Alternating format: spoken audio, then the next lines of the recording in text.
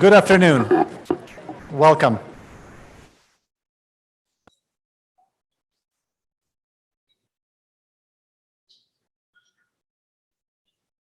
To all the members of our school community, family, friends, and particularly graduates, welcome. It's great to have everybody here. My name is Dean Galea. I have the privilege of serving as Dean of the Boston University School of Public Health. On behalf of our school, we are so very happy to be with you today. Thank you for joining us.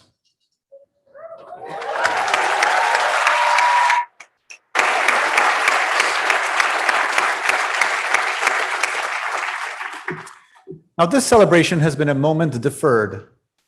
The pandemic prevented us from coming together in person to celebrate your graduation. Through the efforts of many, in particular our Office of Graduate Student Life, in spring of 2020, we were able to host a joyous Zoom program to mark the occasion. But let's face it, even the best Zoom experience does not compare with sharing the same physical space. I am so happy indeed to be able to celebrate in person today with all of you.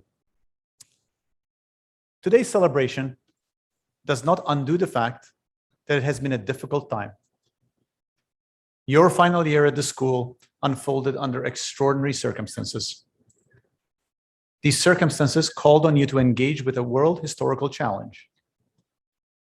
Generations can pass without such a crisis emerging, and you faced one before even getting your degree.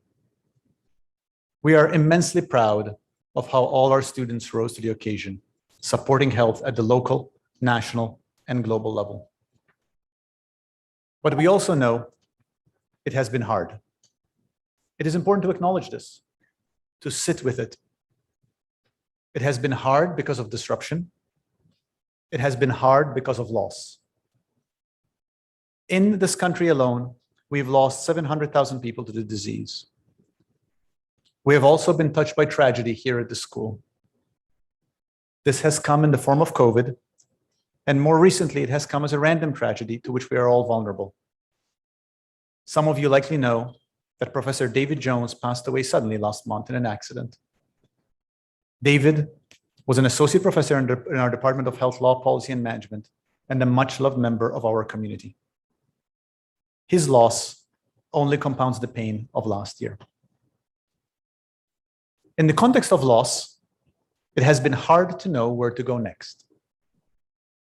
In many ways, the task of public health has never been clearer: to create the conditions for a healthier world. But knowing where to go is not the same as actually getting there.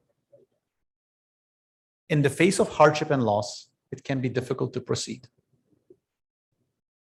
Then there are the broader challenges with which COVID intersects. We are at a time of deep division. The pandemic brought out the best in many, but it has also inflamed the divides which have long characterized our country. These divides have distracted from our shared pursuit of the common good. Supporting health means returning to that pursuit. So how do we get there? Moving forward asks of us to meet the challenges of the moment with compassion and purpose. You, our graduates, have already done this during your time at the school. I would like to share a story which I hope will inspire you to keep doing so as your careers continue.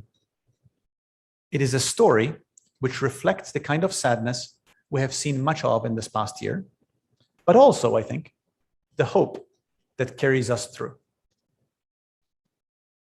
With the recent 20th anniversary of 9/11, I have been thinking a lot about Father Michael Judge. He was a Franciscan friar and Catholic priest who served as chaplain to the New York City Fire Department. When the first plane hit, he rushed to the World Trade Center, entered the North Tower lobby. Amid the chaos, he offered comfort to the victims. When the South Tower collapsed, he was struck by debris and was killed. Father Judge's body was the first body recovered from Ground Zero, so he was designated the first official victims of the attacks, though others had been killed before him. The question I've asked myself since I first heard about the story is, what motivates someone to make such a sacrifice for others? What leads someone to rush towards a scene of destruction in the name of compassion? Father Judge led a life consistent with his final act. He ministered to the poor and homeless. During the AIDS crisis, he cared for the sick and dying, washing their feet when there was much stigma about such contact. As a gay man who reportedly struggled with alcohol dependence, he likely knew what it was like to feel marginalized. Suffering makes some people cruel and resentful. It just made Father Judge kinder, more compassionate, and braver. I've been thinking about Father Judge in the context of both the 9/11 anniversary and the challenges of the COVID moment. His life and death, it seems to me, are an answer to the question, how should we deal with difficulty? Regardless of one's religious beliefs or lack of them, we can all agree that the world needs more of what he exemplified. Compassion in the face of trauma, care for others in the face of marginalization. Just as his experience of hardship informed his sense of compassion, the challenge of the past 18 months can inform our own compassion, our own pursuit of a healthier world.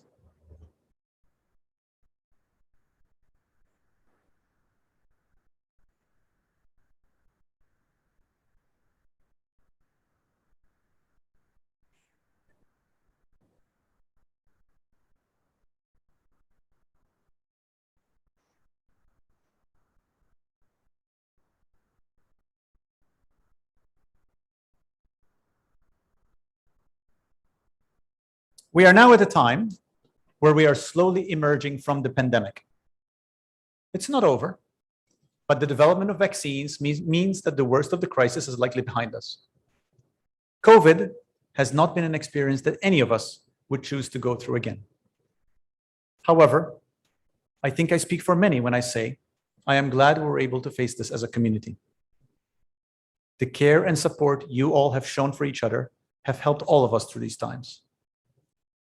That we were able to emerge from this moment stronger as a community is testament to all of you. Thank you to all you have done. Thank you for all you continue to do every day. Now it's really my great pleasure to welcome an outstanding member of our community and one of our graduates, our student speaker, Rafiq Wabi. Rafiq.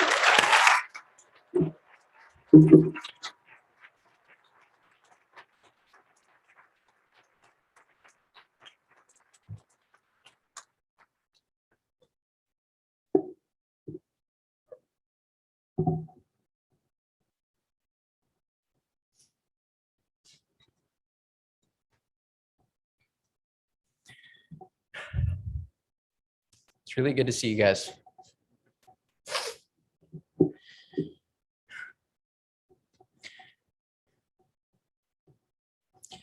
I come to you not as I was last year. And this speech is not going to be the same as it was last time. There's no way that I could have gone through that year and come and say the same things that I said last time. Those things hold true. I think you should be proud of what we've done. We should celebrate. We should be happy. We should be excited. I really do think we need to do those things. But we need to take a moment and do some other things.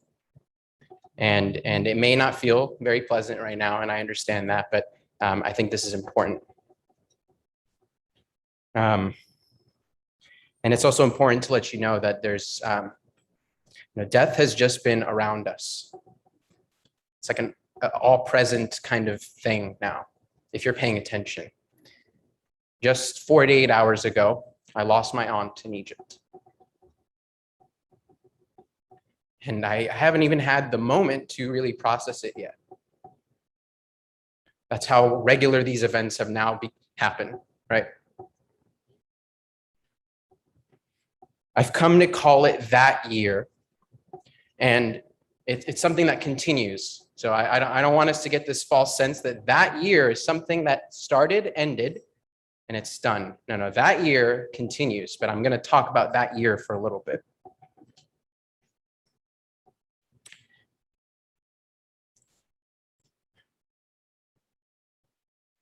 I struggle understanding how we're moving forward, because in September alone, do you know how many deaths from COVID we've had? Double the amount that we had last September. Double. Every single one of those lives should still be here, and that could have been prevented. We're not out of anything. We are in the middle of it all.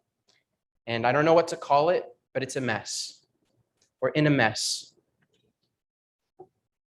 And this mess is something that we've ignored. We like to think that we can make sense of it. We can add some story to it. But the fact is, this country is a settler colonial project founded on white supremacy.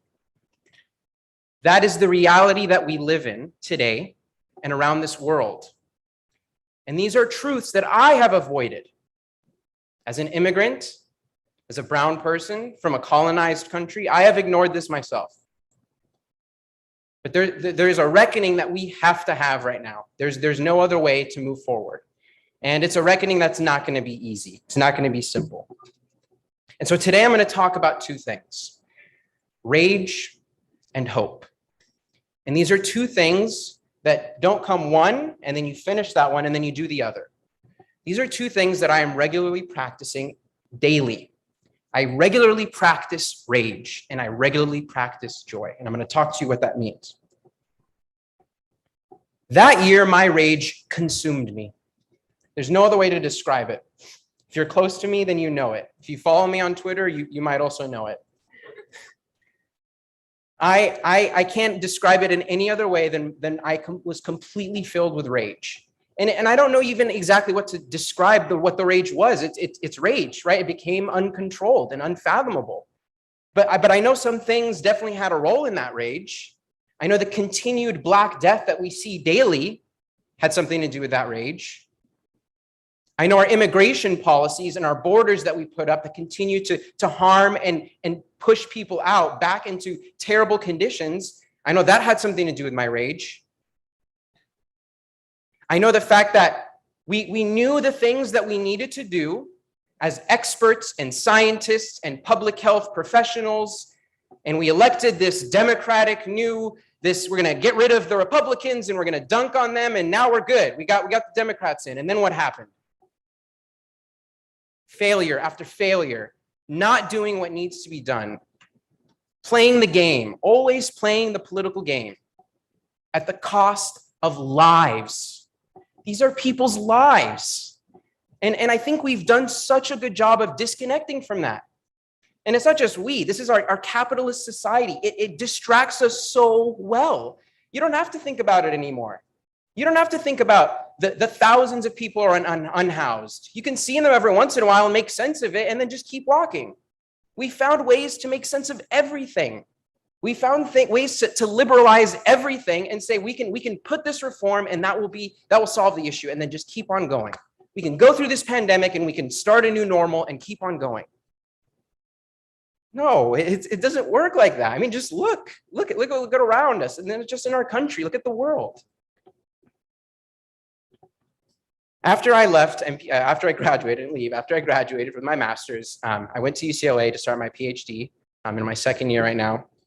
And I study, what I say is I study the carceral system, drug policy, and the processes of racialization that place people in a social and geographic hierarchy, wherein they are at the bottom and subject to what Ruth Wilson Gilmore describes as racism, as state-sanctioned or extra-legal production and exploitation of group-differentiated vulnerability to premature death.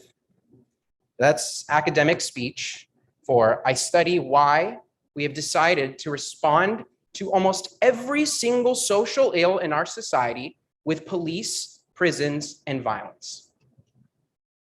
That this is a regular practice that we have embedded in every one of our institutions. I know you don't think about it. I think about it every day. It's my job to. There is carceral logics in every one of our systems. It's here at BUSBH. It's everywhere. It bleeds into everything. And so when I went out to study that, I said, well, what am I doing? What's my purpose? Am I just Am I just documenting it? Am I saying, well, the prison system's bad and it harms people?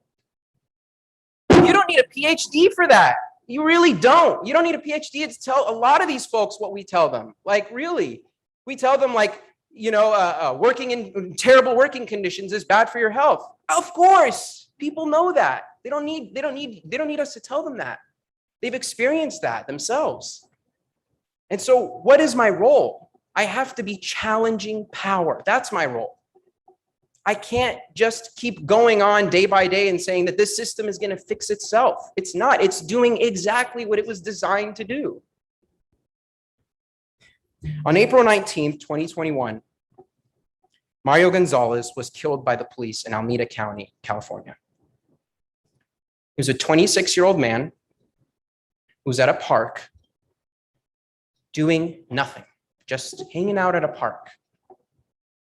And some white person called the cops, and within 15 minutes, Mario was dead. I tried to make sense of that in any way. I tried to look at my classes, my books, the textbooks, the research, everything. I tried to make sense of what is going on and why is no one talking about this? I tried to make sense of it and I couldn't make sense of it. And this rage continued to build and it consumed me. It made me push people away. It made me yell at people. I sat in meetings and just at my school and just yelled at people for not appreciating the way I was being treated. I yelled at friends. My rage consumed me. And then one of my closest friends, Edward, shared with me this quote that radically changed my life. It's by Hanif Abdul Rakib, and it says, "The withholding of rage is a powerful tool, one that I have found more useful than the withholding of love. It is rage that propels me most vigorously to the work of serving my people. And so I don't feel it useful to waste it in front of or in service of people I do not have an investment in." This is so critical. And I know not all of us are on the same page. Don't worry, I'm very self-aware. I know some of us are probably rolling our eyes. It's okay. But for those of you who feel somewhat similarly to me, your rage is so precious. It is very important. And I want to be very clear. I'm not asking you to like not express your emotions. I'm not asking you to not feel the things that you need to feel. I'm talking about the rage that you have is important and it needs to be directed at something, not someone. So what are you directing your rage at? And if you're not feeling rage, I really don't have much to say to you. I don't know how you can be going about this year and just be like, it's fine. It's cool, whatever. I'm not mad about it. Like, I don't have anything to say to you, but yeah. So the last thing I'm going to talk about is hope. I know I'm going over time, but Egyptians go over time. I'm going to use that card. All right. My rage started to consume me and it turned into despair. And one of the things that I did is I just looked around. I wanted to see, was anybody else like feeling this way? I mean, was anybody else seeing this mass death and kind of like being like, hello, what's going on? And I looked around and not as many people as I thought were doing that. It's the most concerning thing. I mean, the action itself, the mass death we've seen, whether it's COVID, whether it's police brutality, whatever it is, that's terrible enough. But for us to then just shrug our shoulders at it, that's what I couldn't believe. I don't know how to deal with that. And I was sick of it. I'm tired of like the same terms that we come up with the things. I'm tired of the liberal reforms that don't address the root issue. And we talk about that, right? We say, we have to change the conditions and the environment that people find themselves in. Well, how do we do that? How are you going to do that? How do you change the environments that people live in? It's not going to be presenting them with data. I promise you. This summer, I did that. And I had a god-awful experience where I thought, I have a master's, I'm a PhD student. This city council member, if I just show him this data, that criminalizing homelessness, right, pretty obvious, but that criminalizing homelessness would be bad. We created the map. We used GIS. We did the multivariable regression. We did a national sample. We did everything. I used everything in my toolkit. And the LA City Council passed it with only 2 people voting no. To criminalize homelessness under the guise of what? Public safety. and what? Public health.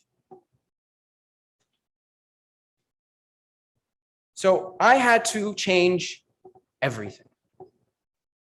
And we have to change everything. I know that is probably the most absurd thing you've heard, because sometimes people are like, wow, Rafiq, you're complaining about a lot. If you follow me on Twitter, I complain about everything, literally everything. And I'm an ethnographer, so I get like qualitative, deep, rich information. And I complain about everything. And so when you ask me, well, what do we need to do? My response is we need to change everything. And I'm grabbing that phrase from Ruth Wilson Gilmore. She's an abolitionist, and she's coming out with a book called Change Everything.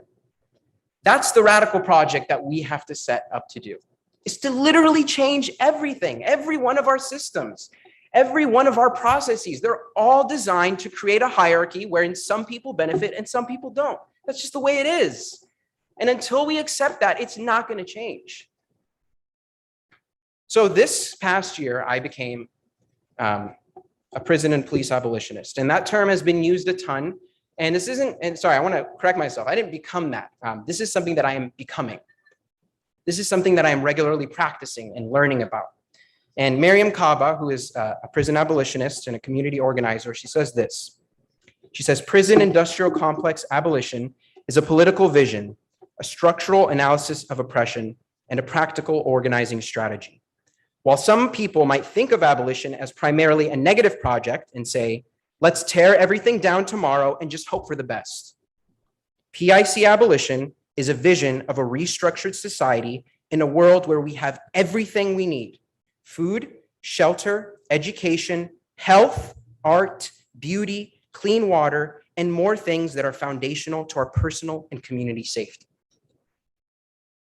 I am committing myself to a project that asks questions like, what is my structural analysis of oppression? We talk about oppression a lot. What is it? If I ask you that, what is your answer? How do you describe the structural oppression that happens? Who's causing it? Where is it coming from? I've always wanted to know. Where? We talk about it, but where is it? I want to find it. I want to go and find it. Not literally, but theoretically, whatever it is. I want to ask questions like, do we have to respond to violence with more violence? I mean, it's just, why? These are such simple questions, I would think, but it's not. So I've had to ask these questions. And I've had to ask, what is hope in the midst of all this tragedy, suffering, and death? Is it something that I have? Is it something that I turn on every once in a while? Because that's the way that I viewed it before, and it hasn't worked out for me that way. I've had a lot of hopes get completely crushed. No. Hope is a discipline, as Miriam Kaba says. This is an adage that she got from a nun, and she's made it popular recently. And she says, hope is a discipline. And you need to sit with that one for a while, because we've always thought of hope as something we access and target and we activate. No, hope is something that we practice daily. Every day you're going to have to practice hope. There isn't going to be a day where if you don't practice it, you're not going to feel a little bit hopeless, because at least unless you just tune out, right? You can successfully tune out. But if you're like me, I feel hopeless a lot. And what I do is I fight against that and I practice that hope. The last thing I'm going to say is that you show up and you don't do it alone, which is the last chapter of Miriam Kaba's book. There's no way you can do this alone. It's not possible. Like literally, number one, you will fail. You will just literally fail. Every project that I've done where I try to do it alone, every project I did here that I tried to do alone failed. It didn't do the thing that I wanted it to do or do the thing that the community needed it to do, because I did it alone. I was a lone actor. I said, this is the problem we need to fix, and I'm just going to go do it, instead of embedding myself deeply within the community. A question that I often ask myself now is, who am I accountable to? Who are you accountable to in your jobs, in your career, in your profession? Professors, who are you accountable to? Are you accountable to the city of Boston, to Dorchester? Are you accountable to the Black community in Boston? Who are you accountable to? That when we make decisions, that's the group and that's the people that we're centering and thinking about. I have to ask, who am I accountable to? I'm going to end on this, I promise. This is a poem by a Lebanese American named Khalil Gibran. He says, then a woman said, speak to us of joy and sorrow. And he answered, your joy is your sorrow unmasked. And the self-same well from which your laughter rises was oftentimes filled with tears. How else can it be? The deeper that sorrow carves into your being, the more joy you can contain. Is not the cup that holds your wine the very cup that was burned in the potter's oven? And is not the lute that soothes your spirit the very wood that was hollowed with knives? When you are joyous, look deep into your heart, and you shall find it is only that which has given you sorrow that is giving you joy. When you look sorrowful, look again in your heart, and you shall see that in truth, you are weeping for that which has been your delight. Thank you.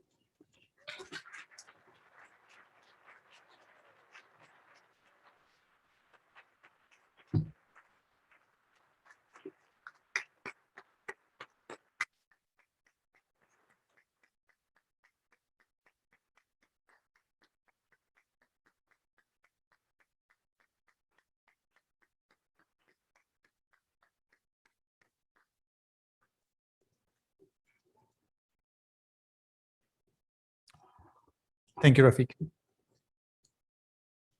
I'm now very pleased to welcome Dean Lisa Sullivan, our Associate Dean of Education, who will be reciting the names of our graduates. Dean Sullivan.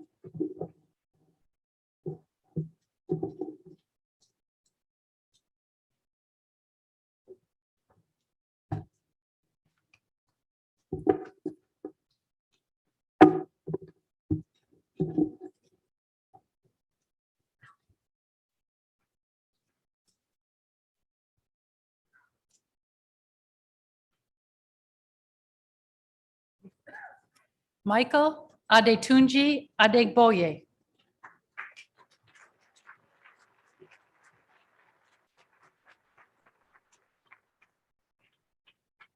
Maher Ahmad.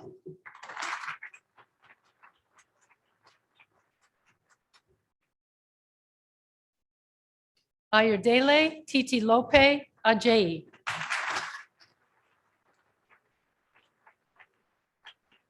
Maria Grace Alfieri.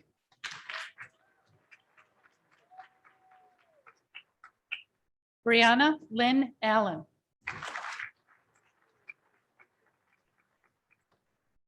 Sekshi Sunjay Alraja. Lily Claire Apolis. Sukmani Kaur Bal.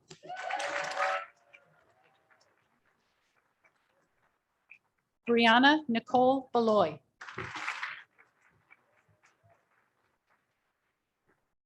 Jenna Nicole Barris. Debismita Priyanka Barua.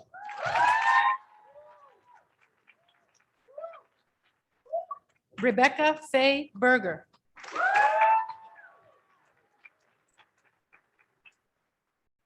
Kimberly Maria Ilana Blair.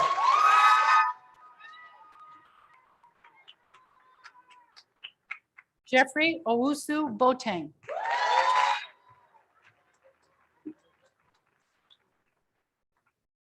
Elizabeth Marie Bouchard.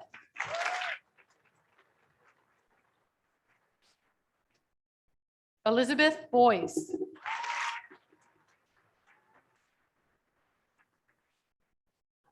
Himani Beregoda.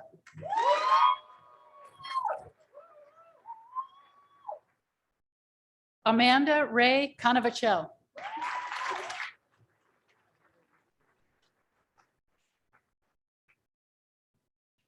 Carlotta Maria Cellini.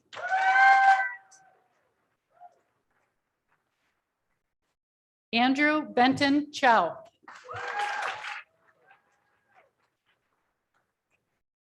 Thaddeus Tok Woon Chua.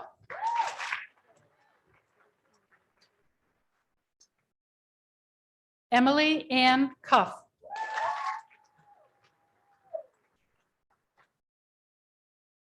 Zendili Marie DePina.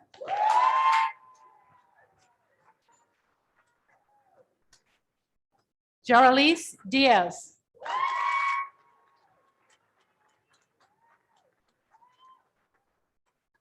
Lena Dimitrov.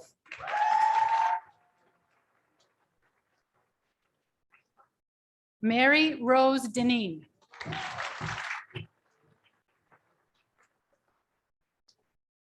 Tamian Pham Do.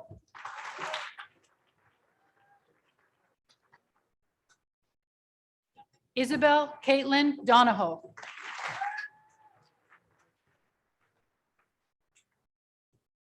Shruti Subhash Durape.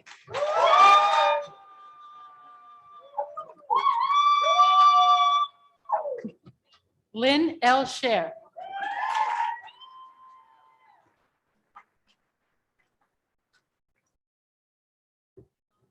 Abositale Aromacele.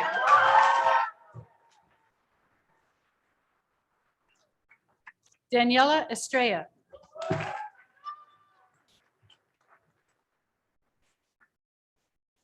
Ravina Gandhi.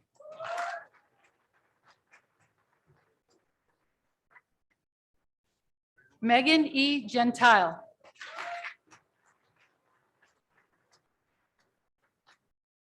Ingrid B. Gonzalez.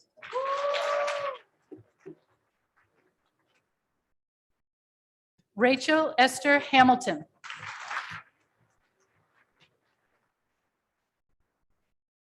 Mara Gina Heng.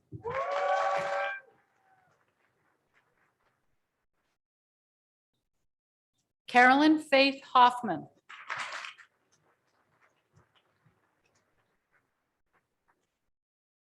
Tierra Renee Holmes.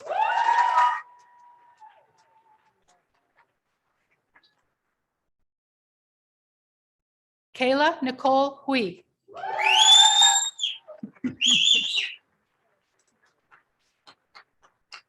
Kimberly Hutter.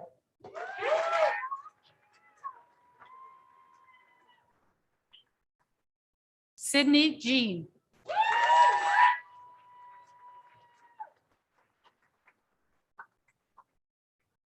Catherine Susan Johnson.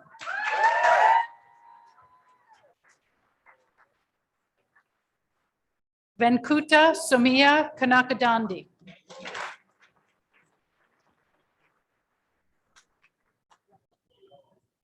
Abigail Kellogg.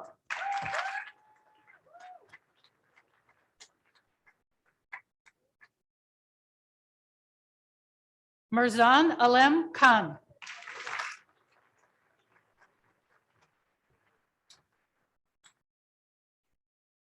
Pragyu Karana.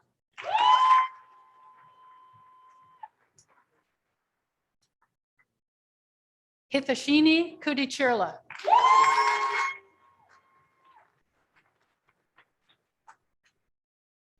Alyssa Jade Laskill.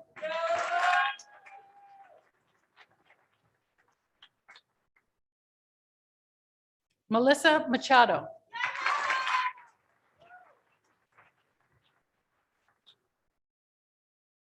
Namrata Reddy Madur.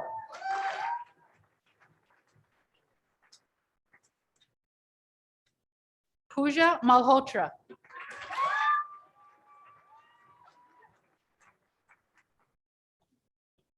Kyle Nicholas Martin.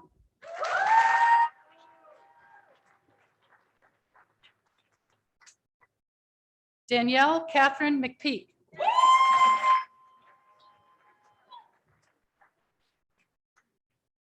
Samuel Afoli Mensa.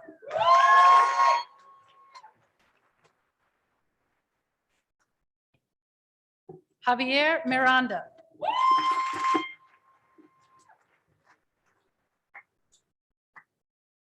Isha Mishra.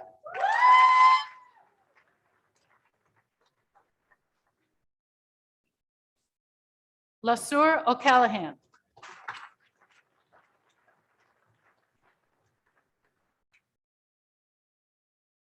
Olivier Victor.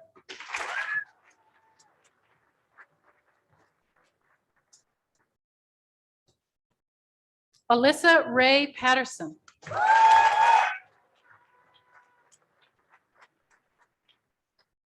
Irene Owusu Pokuya.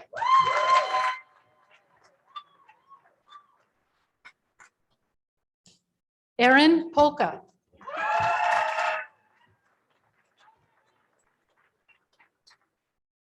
Madeline Powell.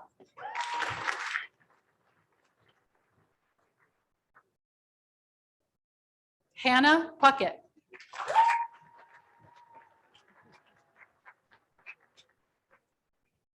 Pallavi Puri.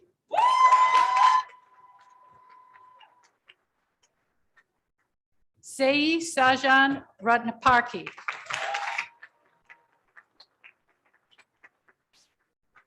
Emily Regan.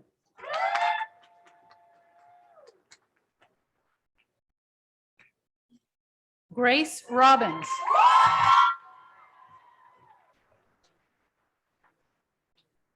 Courtney Elizabeth Rowe.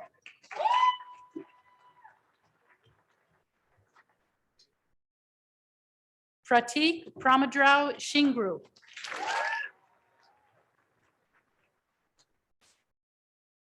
Amber Showers.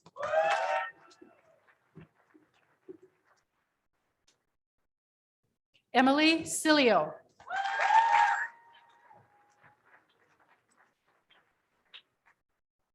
Morgan Jules Simcoe.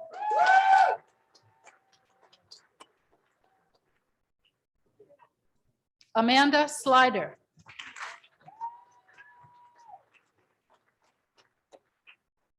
Kendrick Elaine Smaley.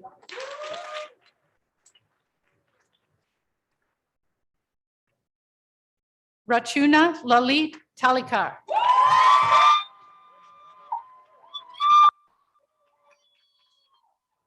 Kaylee Constance Teagan.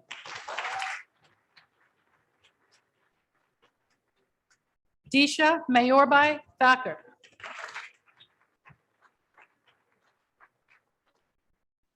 Jacqueline Marie Tyson.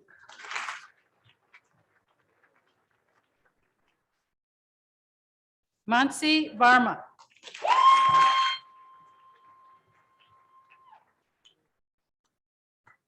Rafiq Wabi.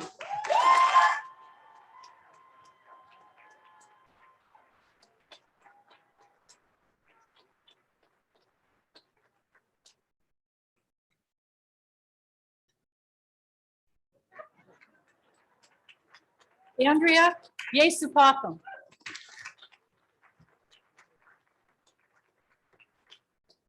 Philip Edwin Young.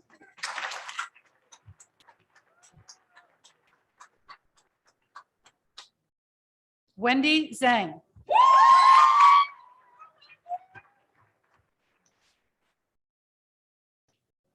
Amy Zhang.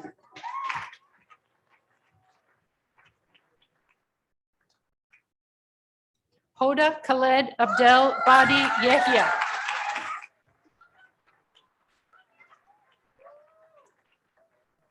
Graduates in the Master of Science in Applied Biostatistics, Courtney Bella Goodrich.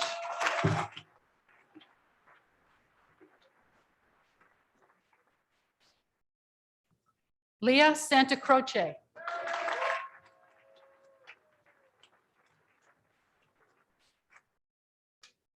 Joseph Michael Tumblin.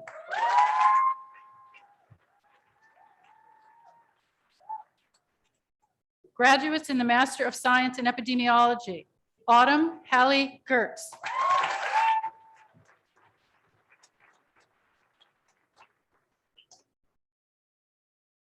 Jenna Ungarten.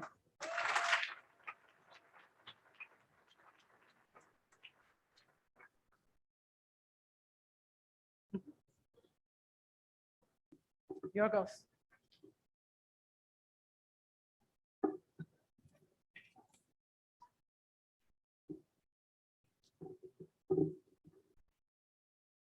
Graduates in the Doctor of Philosophy in Biostatistics, Susan Wang.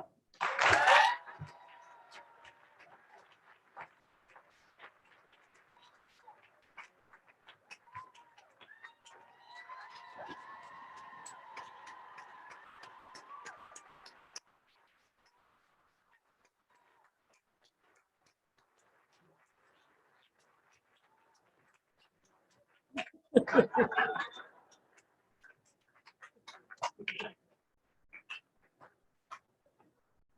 we have that down. Okay.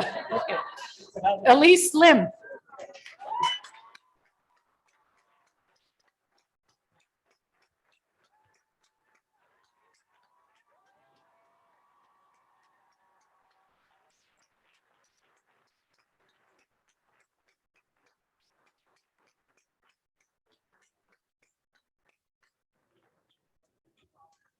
Kendra Lee Plord.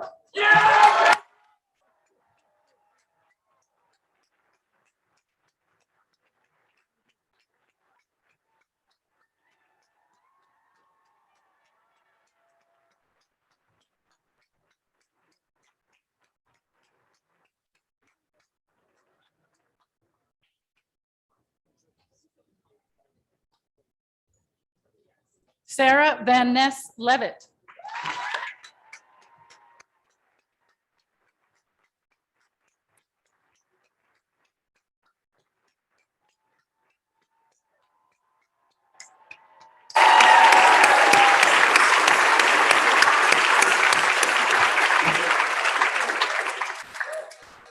Graduates in the Doctor of Philosophy in Epidemiology, Laura Ann Sampson.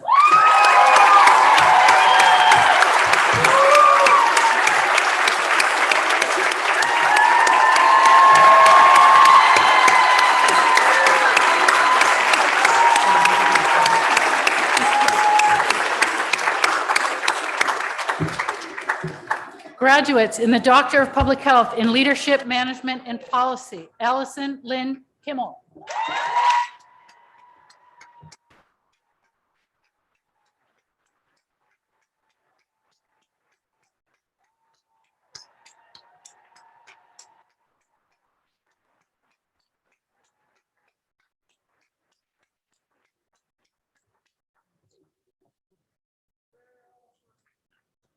Shrujana Kanapareddy.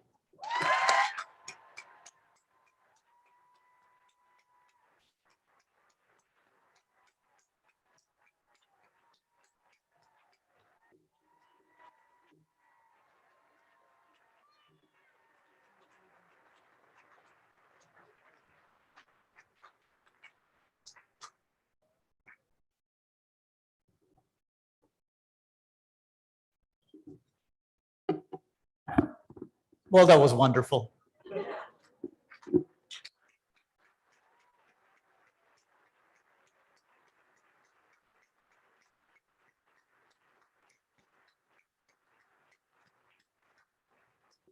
Thank you, Dean Sullivan. Thank you every year for reading all the names perfectly.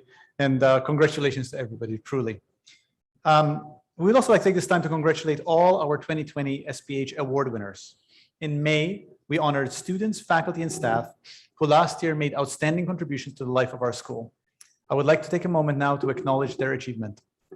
Congratulations go to the winner of the Leonard Glantz Award for Academic Excellence, Mary Rose Denis. Congratulations.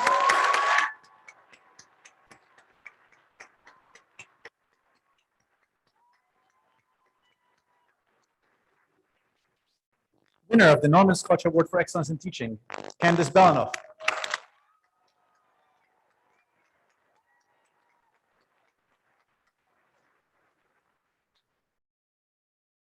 Winner of the Faculty Career Award in Research and Scholarship, Lauren Wise.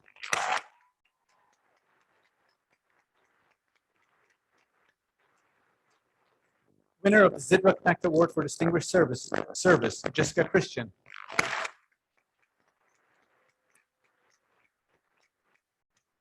And winner of the Award for Excellence in Practice, Madeline Scammell.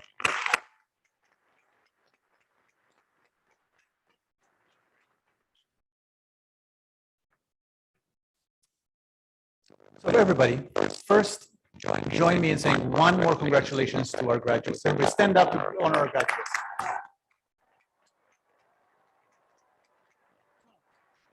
Stay.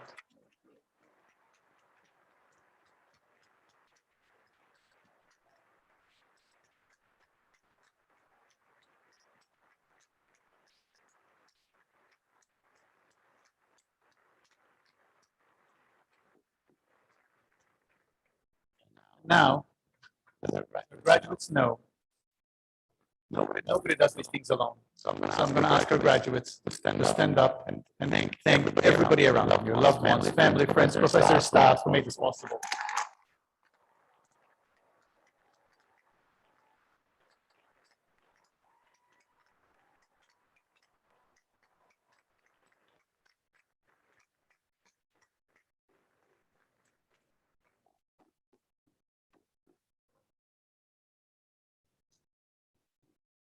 There is so much wrong with the world.